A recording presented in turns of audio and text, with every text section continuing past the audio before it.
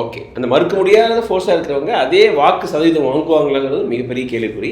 ஏன்னா அவர் வந்து வென்றால் மகிழ்ச்சி, தோற்றால் பயிற்சின்றாரு. எவ்வளோ நாள் பயிற்சி எடுக்க முடியும், எத்தனை எலெக்ஷனை செலவழிக்க முடியும், அப்புறம் கன்சிஸ்டண்டாக ஒரே வேட்பாளர் திருப்பி நிற்க வைக்க மாட்டார். அப்போ அந்த கண்டினியூட்டி இல்லாமல் போயிடுது. போன எலெக்ஷனில் அவங்க செஞ்ச ஹார்ட் ஒர்க்கு வீணாக போயிடுது, செலவு செஞ்ச பணம் வீணாக போயிடுது. அதுக்கப்புறம் இந்த பிராமின் அவுட்ரீச் பற்றி சொன்னீங்க. அது எதில் ஆரம்பிச்சதுன்னா, இந்த ஆர்எஸ்எஸ் அமைப்பு பாரதியாரை பற்றி ஒரு லெக்சருக்கு சீமானை கூப்பிட்டாங்க. அதுதான் டேர்னிங் பாயிண்ட். அதில் பேசுனதை நிறைய பிராமின்ஸ் வந்து சோஷியல் மீடியாலாம் சர்க்குலேட் பண்ணி என்ன பிரமாதமாக பேசுகிறாரு அப்படின்னு புலகாங்கிதம் அடைஞ்சாங்க. நான் பாரதியே வந்து இப்போ ஒரு இவங்கெல்லாம் வந்து பெரியாரிஸ்ட்லாம் வந்து அக்செப்ட் பண்ணல. அவர் வந்து ஒரு கிறுக்கரு, அவர் வந்து அதுவே தப்பு. அதாவது பாரதியை வந்து நீங்கள் இந்த காலத்து சோஷியல் ஜஸ்டிஸுக்கு அலைவிடக்கூடாது. அப்படி பார்த்தா பெரியாரே காலியாகிடுவார்.